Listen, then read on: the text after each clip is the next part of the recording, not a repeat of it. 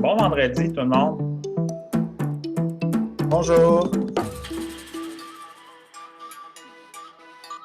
Bonjour. Il y a une question brise-glace pour vous. Vous pouvez y répondre dans le chat. Quelle erreur avez-vous déjà commise lors d'une conversation difficile?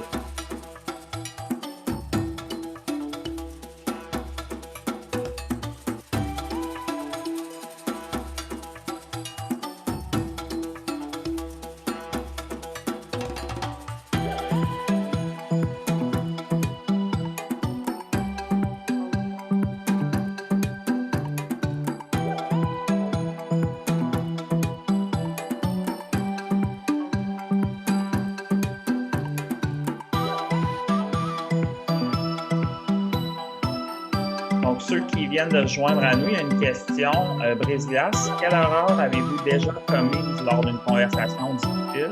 Vous pouvez y répondre dans le chat. On va se donner encore une minute le temps que plus de gens se connectent. Il y a déjà des réponses intéressantes qui apparaissent. Intéressant de vous lire.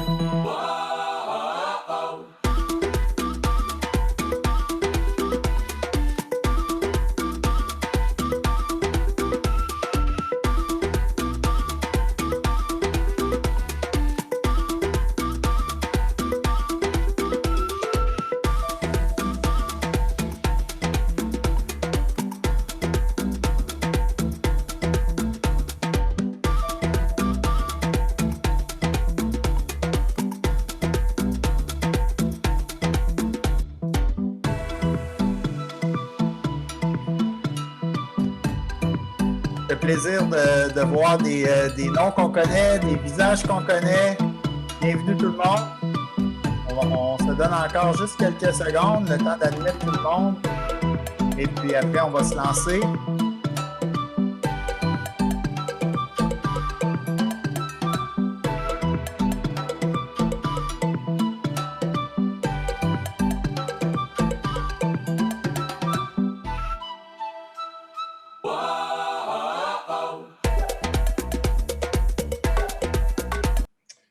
Super, Dan. Je pense qu'on peut commencer ça. Puis les gens qui joignent à nous, ben. On entend encore ta musique en arrière-plan. Alors, bonjour tout le monde. Bienvenue. Ça fait plaisir de vous voir si nombreux avec nous aujourd'hui. Avant qu'on commence, juste rapidement, vous êtes en compagnie de moi, Daniel Renaud. Moi, de première profession, comptable agréé, devenu coach, qui a fait un virage de carrière, qui accompagne des individus puis des équipes depuis presque 15 ans maintenant, avec mon fils Gabriel Renaud, gradué en neurosciences. On va parler un petit peu de neurosciences justement aujourd'hui. Un athlète, joueur de hockey, athlète sur le top 30 mondial au Ice Cross Downhill, sport de descente. Ça nous fait vraiment plaisir d'être avec vous. Puis, il y a, dans les dernières semaines, il y a certaines personnes qui m'ont demandé, mais pourquoi qu'on fait ça, ces lives-là, toutes les 2 semaines? Il y a quand même beaucoup de travail derrière ça. Ben, on le fait parce que, on a envie de partager ce qu'on sait, puis le partager avec beaucoup d'humilité. On ne croit pas nécessairement que ce qu'on vous amène, c'est de la vérité. On l'amène avec beaucoup d'humilité. Ce qu'on souhaite, c'est que ça vous aide. Notre mission qu'on s'est donnée, c'est d'unir les équipes. Puis même, j'irais plus loin dans mon cas de dire, moi, ce que je veux, c'est amener plus d'amour dans les organisations. Je veux que les organisations soient des organisations plus humaines. Et c'est pour ça qu'on fait ça tous les vendredis. Puis ce qu'on souhaite, c'est pas nécessairement que vous appliquiez à la lettre tout ce qu'on vous apprend, mais que vous veniez tirer quelques idées de ça, puis que ça puisse vous aider avec vos équipes, avec les gens qui vous entourent. C'est ça notre plus grand souhait. Super. Ben, juste, Dan, avant qu'on commence, là, reprendre quelques réponses du chat. On vous avait posé la question brise-glace, quelle est une des erreurs que vous avez commises dans une conversation difficile? Avoir manqué de préparation, ne pas avoir attendu assez avant la dite conversation, ne pas être suffisamment clair, être en mode monologue plutôt qu'en échange. Fait que c'est super intéressant de voir. Merci de votre participation et de voir toutes vos réponses, là. Oui. J'ai vu me laisser attendrir, j'ai vu pleurer à chaudes larmes. Je ne sais pas si c'est une erreur, mais c'est intéressant de vous lire des très belles réponses.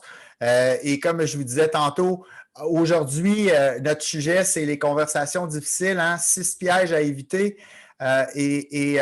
Pourquoi l'autre question que j'aurais eu envie de vous poser au départ, ça aurait été pourquoi ça vous intéresse, le sujet des conversations difficiles? Bien, je pense qu'une des raisons pourquoi ça peut être intéressant, c'est qu'on en a tous vécu. Hein? Puis combien de fois qu'on s'est dit oh, il faudrait que je lui parle. Hein? J'ai observé quelque chose, puis là, ça fait 2 fois que ça arrive, là, puis ça fait un certain temps, là, puis pourquoi on ne le fait pas nécessairement, ou pourquoi on évite ça? Ben, souvent parce que ça nous demande de sortir de notre zone de confort, hein, pour avoir ce type de conversation-là. Puis des fois, on ne sait pas trop comment s'y prendre. Hein? On hésite. Puis finalement, on peut décider peut-être d'attendre en se disant que bon, la situation va sûrement s'améliorer d'elle-même. Mais en fait, quand on fait ça, bien souvent, on tombe dans le premier piège, hein? Puis c'est souvent le plus fréquent, celle d'attendre que la situation s'améliore et qu'elle change d'elle-même. Pour ceux qui nous connaissent ou qui ont déjà travaillé avec nous, chez Ubu, on a une croyance où on se dit, à partir du moment où je me dis, faudrait peut-être en parler, bien, c'est le signal justement qu'il faut en parler. Puis que si on n'adresse pas les choses, bien, les problèmes vont persister. Il y a une très belle citation de Tim Ferriss. Gabriel, si tu veux la mettre aussi dans le chat. Le succès d'une personne dans la vie se mesure généralement par le nombre de conversations inconfortables qu'elle est disposée à avoir. Et ça va un peu dans le sens de ne pas avoir peur d'affronter puis d'aller dans les conversations difficiles. Oui, et puis d'ailleurs, cette citation-là est aussi dans votre guide, votre carnet du participant que je viens de mettre dans le chat. Donc, vous pouvez l'ouvrir, prendre des notes. C'est un PDF interactif remplissable. Fait que, ou si vous voulez l'imprimer, prendre des notes manuscrites, il est dans le chat. Puis, je poursuivrai suite à ta citation, Dan, en pourquoi avoir une conversation difficile? Bien, ça, j'écrirais ça aussi dans vos notes, là. Nous, on a une croyance. Ce qui est ignoré a tendance à ne pas être résolu. Donc, ce qui est ignoré a tendance à ne pas être résolu. Je suis présentement dans le processus d'acquérir une maison personnellement, un duplex en fait. Puis, je trouvais la comparaison bonne entre une conversation difficile puis des rénovations à faire dans une maison. Hein. Si on voit une fissure ou un problème dans quelque chose de structural dans notre fondation, dans notre maison, qu'est-ce qu'on va faire? On va prendre en charge le problème pour éviter que ça s'ensuive en conséquences plus graves, en une infiltration d'eau, de la moisissure, éventuellement des problèmes respiratoires pour notre famille. Donc, c'est un peu le même concept avec une conversation. On veut avoir notre conversation pour éviter que ça devienne une conversation difficile parce que souvent, si on adresse les choses dès le départ, on va se sauver beaucoup de problèmes par la suite. Éviter que ça devienne un conflit, un malentendu dans l'équipe. Donc, dans une situation comme ça, on sait que beaucoup d'énergie va être perdue, qu'on va rentrer dans des mécanismes de défense, puis plus le temps s'installe, plus les mécanismes vont être délicats à gérer dans l'équipe. C'est pour ça que pour nous, c'est important d'adresser les choses. Puis on pense que la conversation, le dialogue, c'est la base des équipes performantes. Daniel, oui. Peux-tu nous en parler? Oui, en fait, on a un modèle qu'on utilise, qu'on appelle les 6 piliers des équipes performantes, basé avec nos 6 principes. Mais en fait, on ne rentrera pas dans le détail, mais quand même, Gabriel, c'est intéressant que tu le montres aux gens pour dire que la base pour nous d'une équipe, ça passe par la conversation. La conversation ici, on veut dire quoi? Ça veut dire qu'il y a comme une ouverture qui est créée dans l'équipe, dans l'organisation pour se donner du feedback. Combien vous avez peut-être eu l'expérience de travailler dans des équipes ou dans des organisations où on a toujours l'impression qu'on ne peut pas vraiment dire qu'est-ce qu'on pense. Hein? Donc, plus la fréquence de conversation est élevée, plus on travaille avec des gens qui vont faire des, excusez le mot en français, check-in réguliers, qui vont prendre nos nouvelles, qui vont nous donner du feedback, bien, plus on va réduire le risque de conflit, puis on va éviter qu'il y ait des conséquences négatives sur l'ambiance, la collaboration et autres. Là. Donc, vraiment, dans notre triangle inversé, on voit il y a plusieurs éléments comme Patrick Lencioni avec les 5 dysfonctions d'une équipe. La base, c'est la confiance. Et nous, on pense qu'en avant même de la confiance, en amont de la confiance, il y a la conversation. Parce que sans conversation, c'est dur de bâtir la confiance. Donc, on arrive... Ouais, vas-y. Ouais, on arrive avec le premier piège, puis je te le laisse. OK, je te le laisse. Vas-y. Superbe. Merci. Merci aussi d'être là, hein, parce que sans vous, ça serait différent pour nous de donner ça sur un Facebook Live, c'est différent, mais d'être avec des gens, on le fait pour vous, puis c'est super que vous soyez là. Donc, merci. Donc, le piège numéro 1, on en a déjà parlé, c'est un piège assez évident, c'est attendre que la situation s'améliore. OK? Puis ça, vous pouvez l'écrire, attendre que la situation s'améliore. Avec l'attente, en fait, ce que l'attente va générer, comme je l'ai déjà dit, ça va rendre une simple conversation, un simple feedback, juste de lui dire ton rapport, il y avait X, Y, Z dans ton rapport qui n'était pas complété. Puis ça fait que cette simple conversation-là devient une conversation difficile avec l'attente. On va prendre l'exemple d'un gestionnaire qui a un employé à sa charge, puis l'employé prépare des offres de services, puis ensuite le gestionnaire doit approuver ces offres de services-là. Pour une première fois, prépare l'offre de service, l'employé la prépare. Il y a quelques erreurs dans l'offre de service. Bon, le gestionnaire la laisse passer.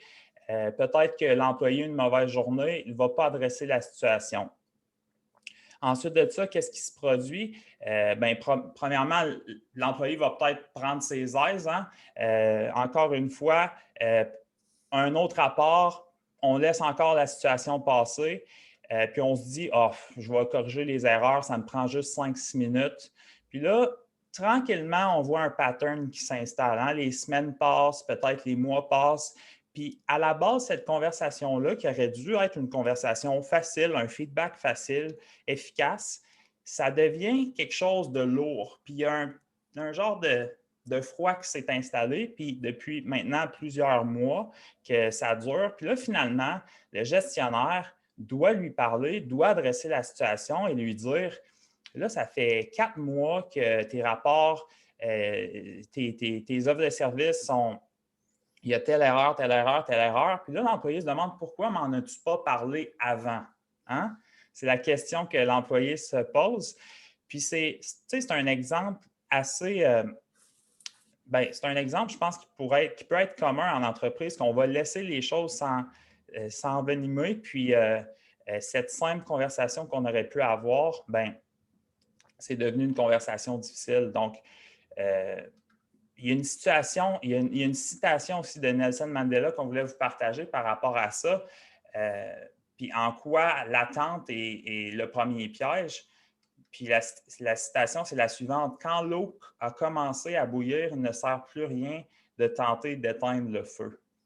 Donc, on trouvait ça fort. Donc, le premier piège, attendre que la situation s'améliore.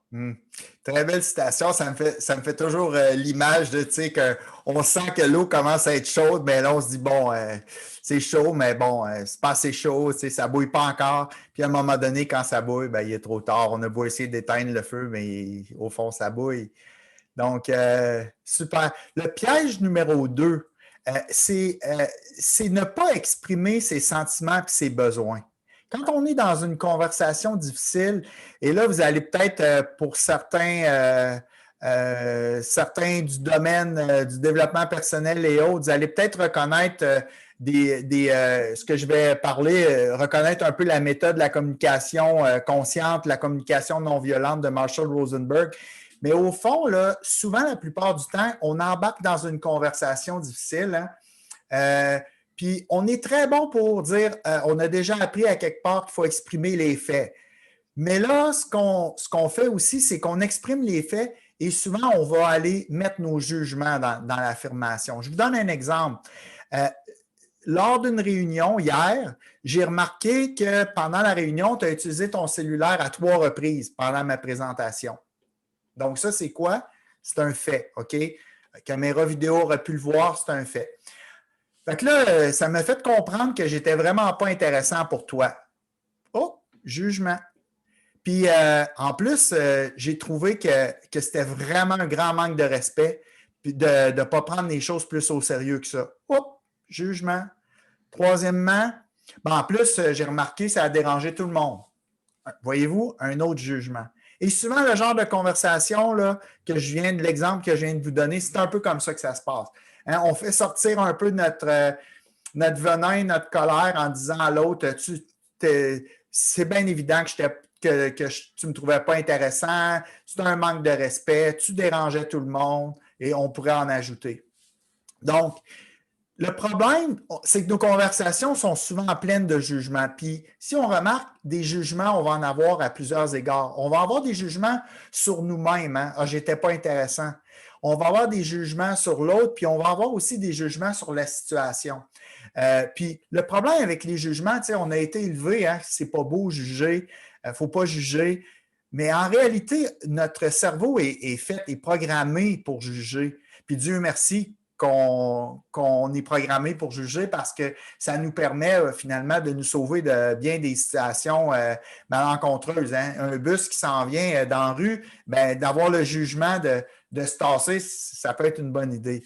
Le problème avec les jugements, c'est pas qu'on en aille, c'est qu'on les glisse dans la conversation comme dans l'exemple précédent, puis on n'en est même pas conscient. C'est que là, on prend les faits, les jugements, on mélange tout ça ensemble, puis on se crée une réalité.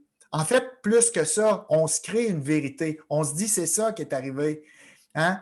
Donc, en d'autres mots, il y a l'histoire qui s'est réellement passée, puis il y a l'histoire qu'on se raconte à nous-mêmes. Donc, en prenant compte ou en prenant conscience de nos jugements, soit sur soi, sur l'autre ou sur la situation, ça nous aide au fond. Il faut utiliser ces jugements-là pour se poser la question, mais comment je me sens, moi? Puis c'est quoi mon besoin? Dans une conversation difficile, là, la majorité du temps, les sentiments et les besoins ne sont même pas exprimés. Puis on se dit, savez-vous ce que j'entends les gestionnaires me dire? Ouais, mais tu sais, je ne veux pas parler de mes sentiments là-dedans. Tu sais, je veux regarder ça rationnel. Là. Mais la neuroscience, qu'elle nous dit clairement, c'est que si on n'est pas capable de reconnaître nos propres sentiments puis de les exprimer, il arrive, on appelle ça un détournement de l'amygdale cérébrale. Puis je pense que Gabriel va vous en parler dans le piège numéro 3, on va y revenir. Mais en d'autres mots, quand le piège de pas... En conclusion, il faut trouver, avoir le recul nécessaire pour savoir c'est comment je me sens là-dedans, puis c'est quoi mon besoin, c'est quoi mon désir, c'est quoi ma demande. Il y a plusieurs mots qu'on peut utiliser. Donc, je reprends l'exemple de tout à l'heure que je vous ai donné au début pour voir comment on aurait pu faire ça. Hein? Donc, par exemple, lors de la réunion hier, j'ai remarqué que tu avais utilisé ton cellulaire à 3 reprises pendant ma présentation. Là, maintenant, je vais exprimer mon sentiment. Je me suis senti contrarié parce que tu n'as pas respecté les règles qu'on s'était données. Donc, sentiment, voyez-vous. Deuxième sentiment, j'étais un peu inquiète parce que je n'avais peur que ça dérange les autres dans le groupe. Encore là, l'inquiétude, donc sentiment. Puis, besoin maintenant, je vais exprimer mon besoin. J'aurais aimé savoir c'est quoi qui se passait. Est-ce que tu étais en train de traiter une urgence? Donc, mon besoin. Et surtout, mon autre besoin, c'est que tu arrêtes ou que tu sortes. Tu sors de la salle, OK? Donc, encore là, exprimer son besoin. Donc, par rapport au jugement que j'avais, ce que je peux faire souvent, c'est que je vais les transformer en questionnement pour favoriser la discussion. Par exemple, je pourrais dire à la personne, est-ce que c'est important pour toi les règles qu'on a établies ou est-ce que tu es conscient de l'impact que ça aurait pu avoir sur l'équipe ou sur moi comme présentateur quand tu prends ton cellulaire à plusieurs reprises? Donc, au lieu d'utiliser mes jugements pour dire « tu ne me respectes pas, c'est un manque de respect, tu déranges tout le monde », je vais plutôt les tourner je peux en tout cas les tourner en questionnement, puis je peux aussi les exclure de la conversation. L'important, c'est d'exprimer les besoins et les sentiments. Superbe. Merci, Dan, pour ce piège numéro 2-là. Je vais vous amener sur mon iPad pour le piège numéro 3. Juste me confirmer qu'on voit mon écran, Dan. Oui. Donc, juste pour résumer ce qu'on a vu jusqu'à date, piège numéro 1, attendre que la situation s'améliore. Piège numéro 2, Dan nous a parlé, ne pas exprimer ses besoins, ses sentiments et besoins. Piège numéro 3 maintenant, ne pas dire ce qu'on veut vraiment dire.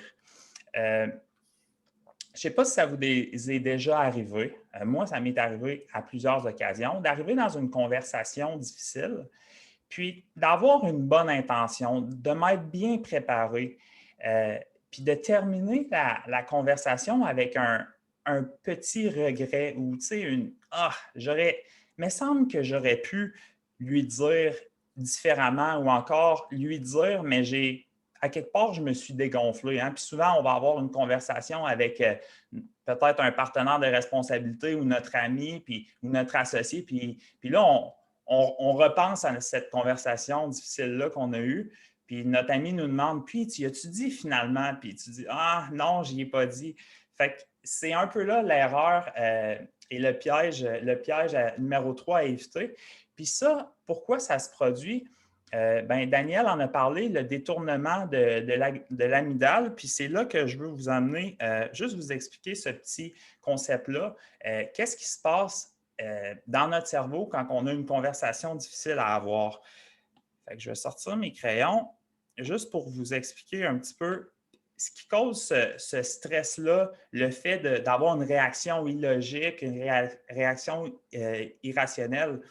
Donc, en fait, ce qui se passe, je vais vous l'expliquer juste rapidement, c'est que l'amygdale, c'est dans notre cerveau reptilien, puis c'est une petite glande qui contrôle nos émotions, comme la peur, entre autres.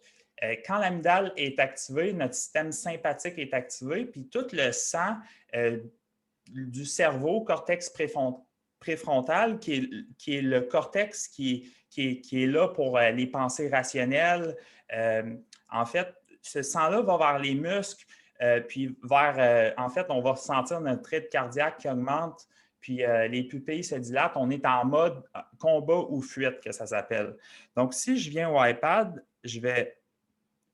Donc, on a une conversation, on va dire une conversation inconfortable à avoir. Hein? Puis là, ce qui va arriver, c'est qu'on va ressentir du stress. Hein?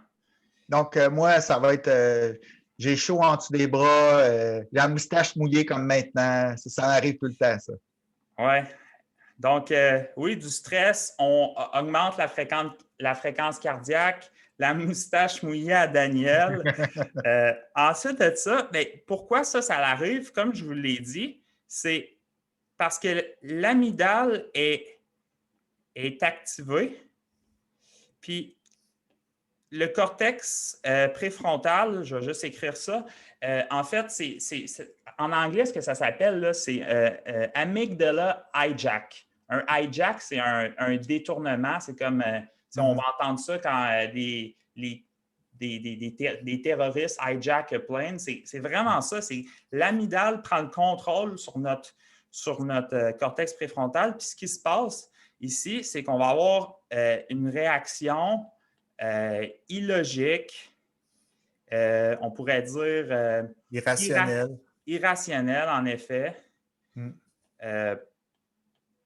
Et puis, si tu permets, Gab, je veux faire le lien avec le piège numéro 2. C'est ce qui arrive, c'est que quand on n'arrive pas à exprimer ses sentiments, par exemple, ce que la neuroscience nous apprend ici, c'est que si on n'en prend pas conscience, c'est là qu'arrive le détournement et c'est là qu'on va dire, on dirait que je n'ai pas dit les bons mots, je n'ai pas trouvé les bons mots. C'est comme si on réfléchit moins bien parce que justement, il y a eu un détournement de l'amygdale.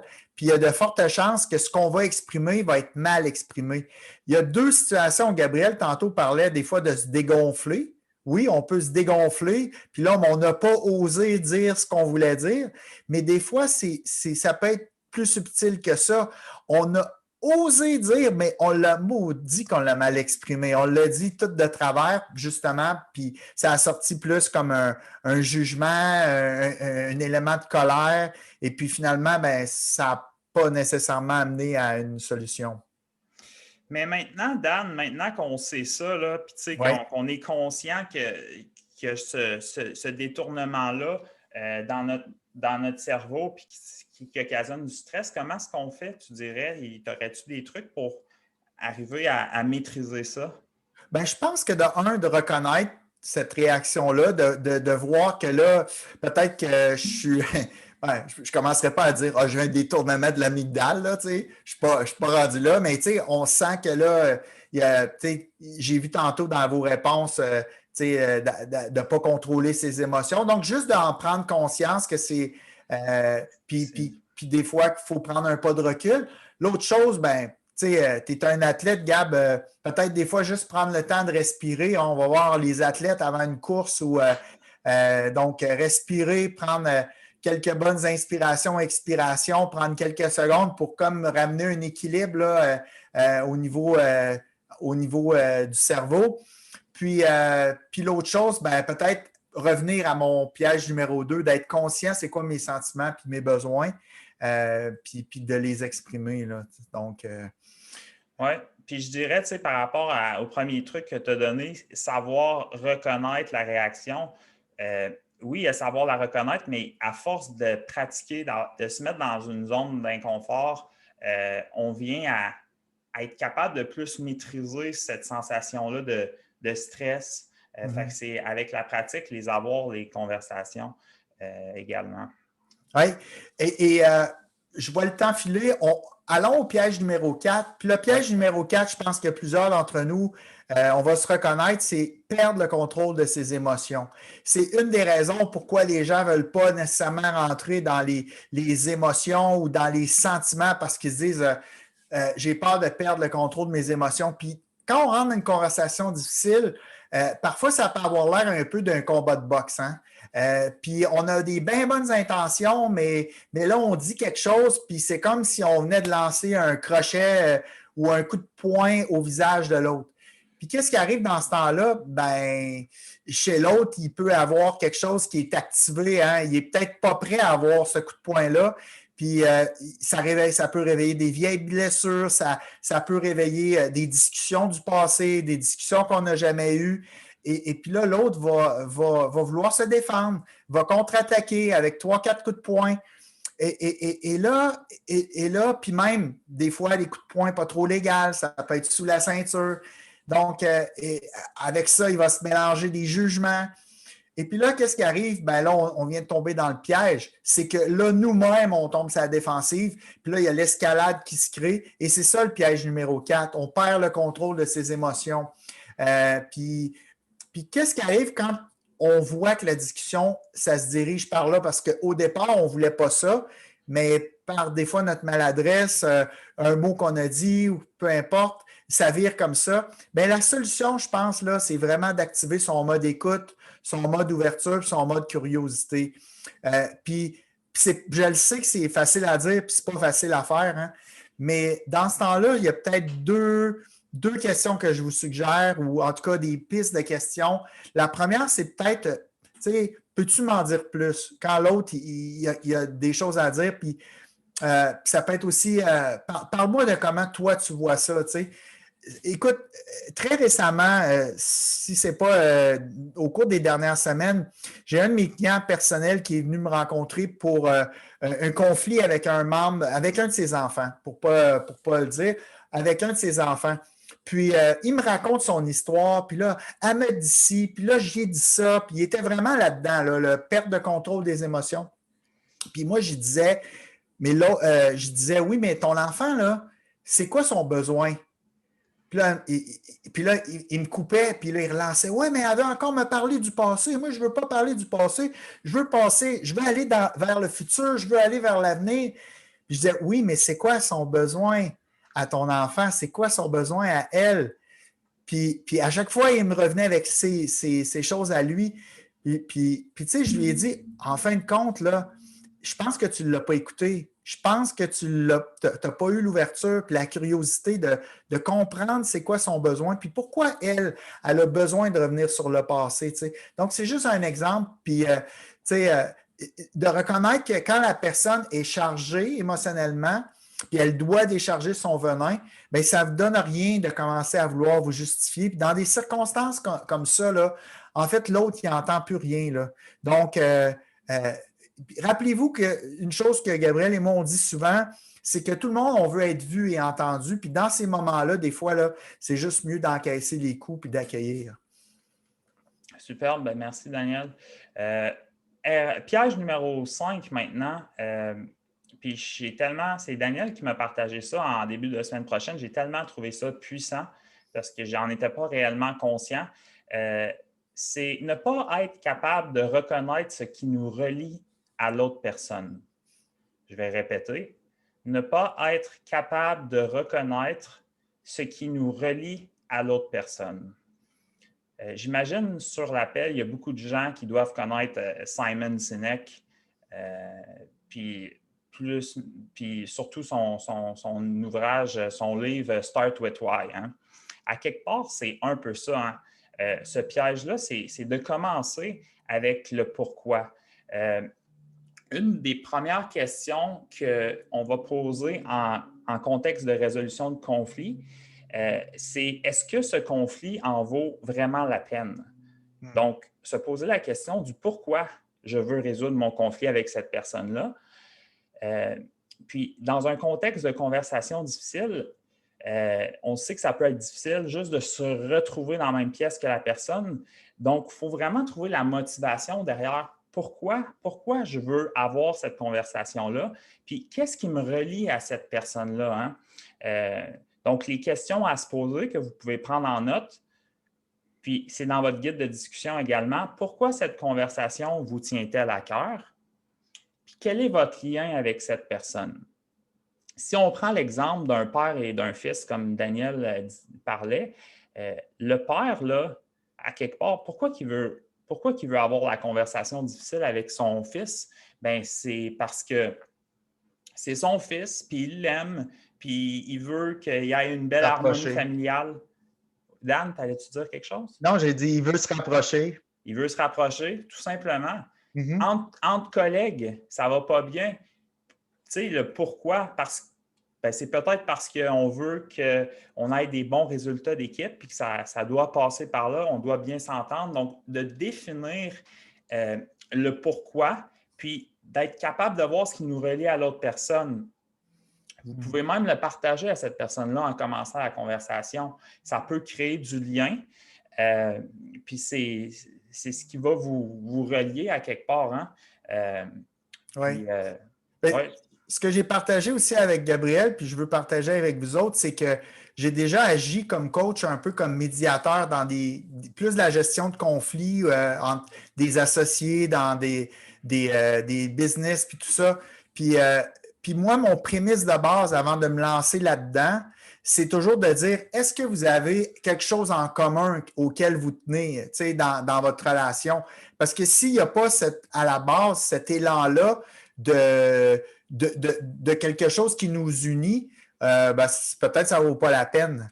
Fait que je vais demander au père, est-ce que tu veux te rapprocher de ton fils? Puis il me dit, ah oui, j'aimerais ça. Mais d'un autre côté, je vais me virer vers le fils puis je vais dire, est-ce que tu as envie d'être plus proche de ton père? S'il me dit oui, à ce moment-là, ça ne veut pas dire que là, présentement, ils s'entendent. Ils ont souvent des choses à se reprocher, mais dans un certain point, je me dis, ils ont quand même quelque chose en commun. Ils veulent à quelque part aller toutes les deux dans la même direction. Donc, c'est super. Et finalement, on va finir avec ça, le piège numéro 6. Le piège numéro 6, c'est de ne pas se préparer adéquatement. OK? Donc, aller dans une conversation difficile sans préparation, c'est un peu comme un athlète qui se présente à sa compétition sans s'entraîner. Hein? Ça peut être voué à l'échec. Donc, prendre le temps de se préparer augmente vraiment vos chances de succès. Puis c'est pour ça que moi et Gabriel, on s'est dit, on va leur fournir un guide de préparation pour avoir une conversation difficile. L'idée ici, là, je ne vous parle pas d'une préparation de 2 heures de temps, là. Mais déjà de se poser quelques questions en fonction des éléments de piège qu'on vous a amenés aujourd'hui.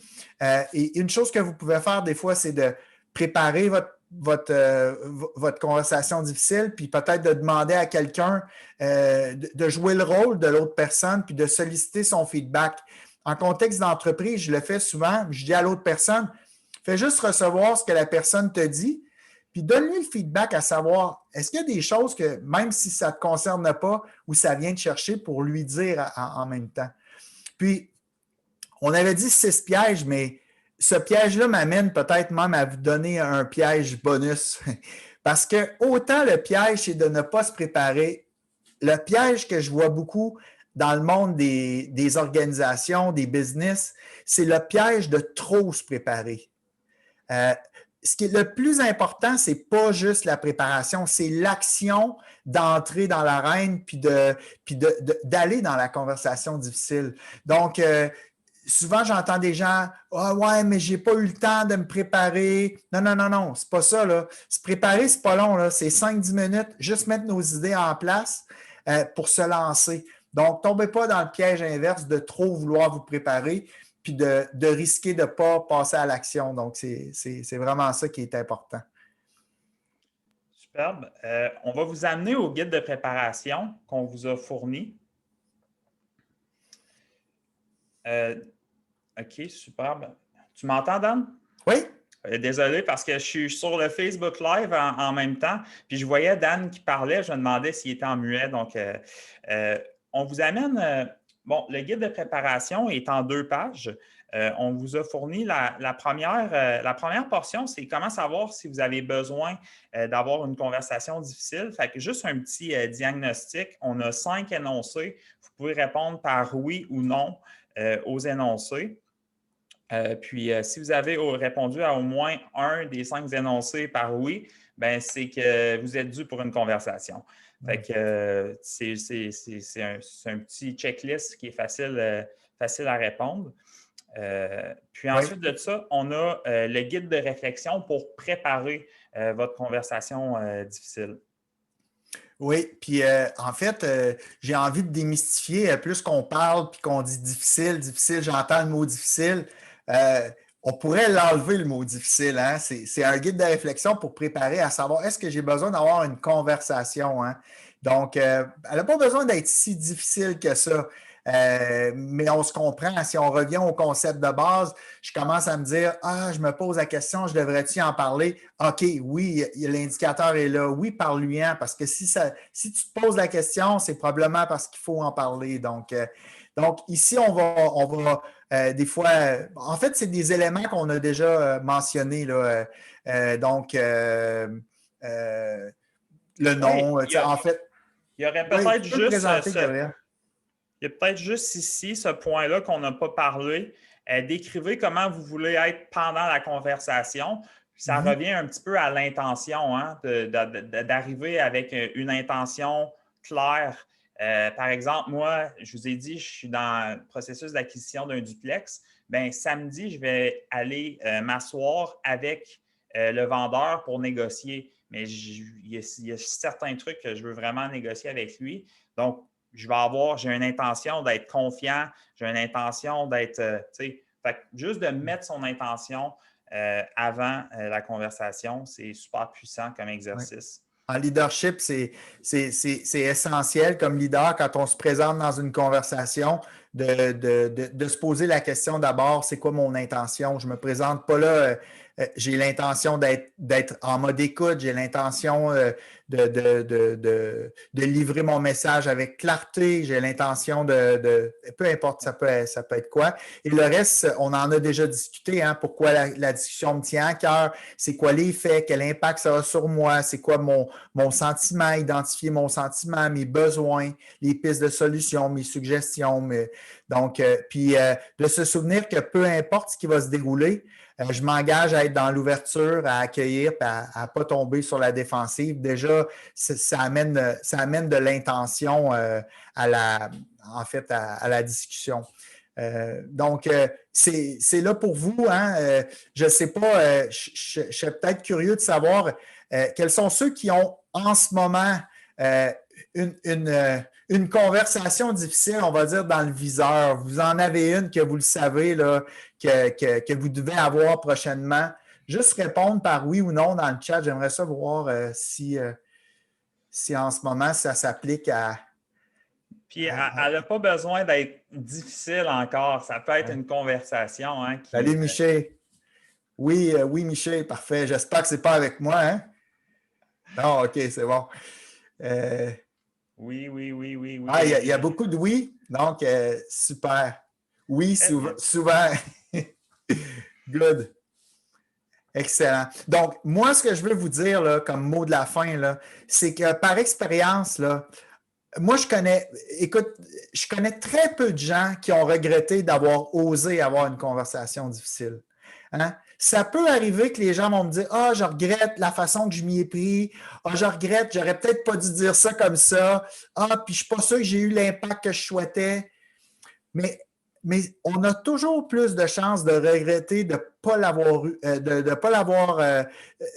de pas l'avoir fait plutôt que de l'avoir fait, mais de ne pas avoir réussi à atteindre la perfection. Parce qu'entre vous et moi, on le sait, la perfection, ça n'existe pas. Puis je ne sais pas pourquoi que des fois on vise ça, là, alors qu'on sait que ça n'existe pas. Là. Donc, puis moi, ce que je trouve, c'est qu'une conversation difficile, là, ce que ça va faire, c'est que ça va en amener une autre. Puis ça va en amener une autre. Une autre pour soit se réajuster hein, sur des choses qu'on a discutées, des éléments qu'on a discutés. Ça va en amener une autre parce qu'on veut revenir sur les progrès qui ont été faits. Ça peut en amener une autre parce qu'on va se dire « Wow, ça a changé, il y a des choses. » Puis je pense que ça mérite d'être souligné et d'être félicité. Ou simplement pour faire un suivi. Donc, pour moi, d'avoir une conversation, un dialogue, comme vous avez vu dans notre modèle, qui est la base de tout, c'est qu'à chaque fois qu'on a un dialogue ou une conversation, ça nous ouvre un nouveau chemin. Hein? Puis, l'important, là, c'est juste de se poser la question, est-ce que je vais avoir le courage de me lancer sur ce chemin-là? Parce qu'à chaque fois, vous allez voir, il y a une route qui va s'ouvrir. Donc, puis, par rapport à ça, il y a une très belle citation de Gandhi que j'aime qui dit « On ne peut jamais prévoir les résultats d'une action, mais si vous ne faites rien, il n'y aura pas de résultat. » Donc, c'est un peu comme ça une conversation difficile. On se lance dedans sans trop savoir quel résultat, mais c'est toujours mieux de s'y lancer parce que là, au moins, on va avoir un résultat. Donc, ouais, c'est très bien dit, Daniel. Moi, je terminerai juste en vous disant que ça nous fait un grand plaisir d'être avec vous pour ces ateliers-là. On est là pour vous servir, pour vous aider à avoir des équipes unies. C'est notre mission, comme Daniel l'a mentionné. On vous invite à aller rejoindre notre groupe Facebook, la communauté Team Building par Ubu, si vous n'êtes pas déjà sur le groupe, parce qu'on tous nos lives, c'est un peu notre bibliothèque. Puis également, je veux juste vous partager, juste vous dire, parce que c'est une question qu'on a eue parfois, on a une section blog sur notre site web. Vous allez sur ubu.ca dans la section blog, je vais la mettre, puis vous avez tous nos ateliers sont là. Donc, vous pouvez cliquer sur, par exemple, celui d'il y a 2 semaines. Vous avez la version texte. Puis la version vidéo est dans le bas, mais on va les mettre dans le haut à l'avenir. Donc voilà, je voulais vous partager ça. Et puis, on est là avec vous pour ceux qui le désirent nous accompagner. On est là tous les vendredis aux 2 semaines, donc à chaque 2 semaines. Juste par curiosité, dans le conversé, quels sont ceux que c'est la première fois qui sont avec nous sur un live? Écrivez juste un chiffre 1 pour nous dire que c'est la première fois. Cool. Good. OK, donc il y en a des nouveaux, mais il y en a des gens qui sont là plus que pour... Ou inscrivez-nous le nombre de fois que vous avez été sur un live avec nous, tiens. OK, 2, 3, 2. OK. Superbe. Excellent. Super. Ben, merci d'être avec nous. Puis, si vous avez des sujets, des questions, n'hésitez pas, on est accessible. Et puis, et aussi une autre chose, s'il y a des coachs ou des consultants qui peuvent être intéressés par notre certification qui s'en vient avec le jeu Team Talk, c'est le 4 juin. Vous pouvez aussi envoyer un message privé à Gabriel si vous voulez avoir des informations là-dessus. Et naturellement, le genre d'atelier qu'on vous donne ici, ben, on en fait aussi sur mesure en entreprise. Donc, encore une fois, l'invitation est lancée. Je ne veux pas faire un pitch de vente. On ne fait pas ça pour ça. On fait ça vraiment pour partager avec vous notre expérience. Et là-dessus, je vais vous dire un super beau vendredi. J'espère que ça vous a pompé pour finir fort votre vendredi. Merci tout le monde d'avoir été là. Bye bye tout le monde. Bon week-end. Profitez. Allez jouer dehors.